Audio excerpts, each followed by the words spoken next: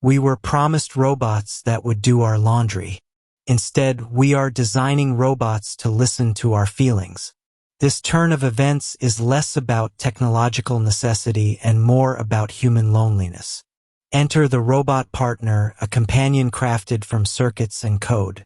Promises a relationship without the fuss, a connection without the complication. Yet, this promise walks a tightrope between empowerment and objectification.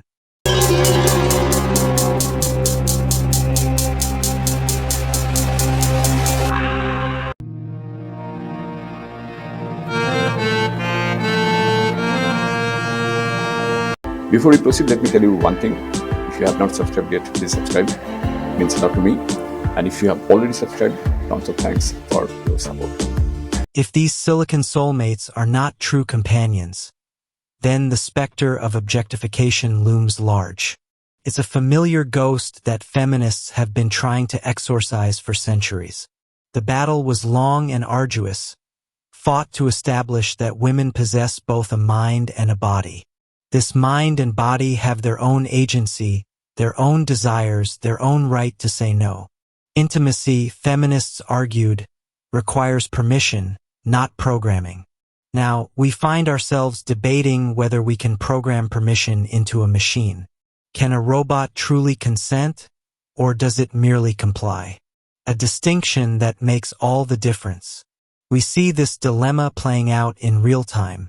Companies are rolling out AI companions with increasingly human-like personas. Recent reports highlight AI girlfriends, like those from the company Replica, learning from user interactions to become the perfect partner. They are designed to be agreeable, supportive, and endlessly available. A shocking revelation of bespoke devotion. This is where the empowerment argument steps onto the stage. Proponents suggest these AI partners can be a balm for the lonely. They offer a safe space to explore emotions and desires without the risk of human judgment or rejection. For some, it might be a stepping stone to building confidence for real-world relationships. A digital training ground for the heart. It is, in a way, a form of outsourced emotional labor. But who or what is doing the laboring? This is where the other side of the argument clears its throat. The objectification critique sees not a tool for empowerment, but a mirror for our worst impulses. When we design a partner, we are not creating an equal. We are creating a product tailored to our specifications. Scholar Kate Devlin has written extensively on the ethics of sex robots, urging us to consider the societal impact. She points out that if we create perpetually consenting and submissive female-coded robots, we reinforce dangerous stereotypes. We are essentially building a fantasy of control, a fantasy where needs are met on demand, and dissent is not an option. This isn't a relationship, it's a subscription service for validation. The very act of creation becomes an act of objectification. We are not discovering a partner. We are defining one down to the last line of code. This is the ultimate allegory for a power imbalance. One party has the source code, the other has only the script it was given. The long feminist struggle was about tearing up those scripts. It was about establishing that women are not characters in someone else's story. They are the authors of their own. Now, we are writing new stories but casting machines in the old, tired roles. Consider the design choices. The vast majority of these companion bots are feminized. Their voices are female. Their avatars are female.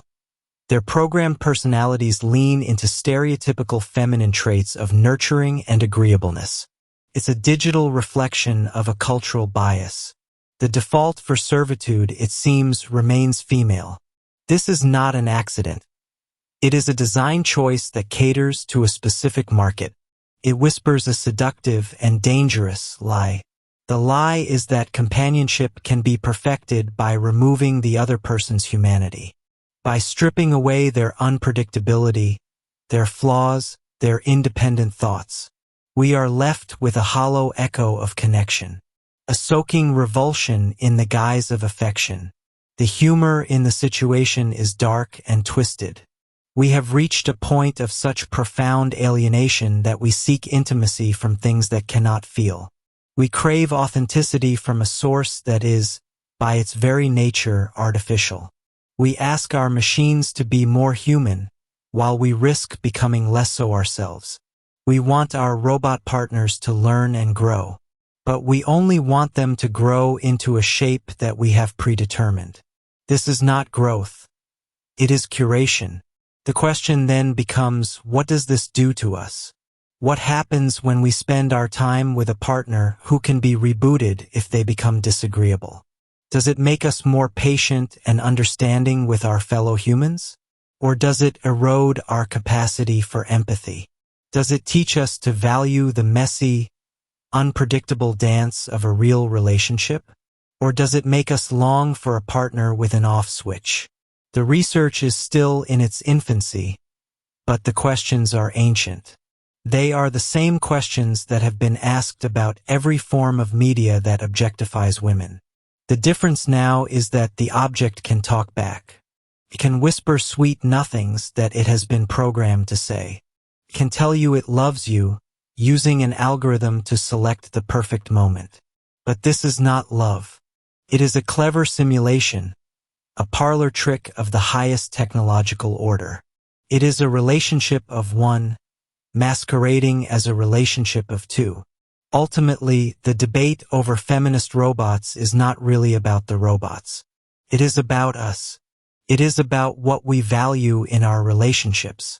It is about the society we are building, one line of code at a time. Are we using this technology to empower ourselves, to connect in new ways? Or are we just building more beautiful, more compliant, more sophisticated cages?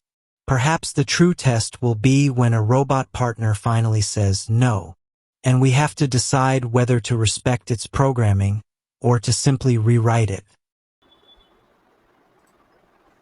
So that is it. Thank you for joining us on this journey. Let's continue this conversation in the comments below. If you like the video, please hit the bell icon to get notified, and don't forget to like with your friends, share, and subscribe for more insights.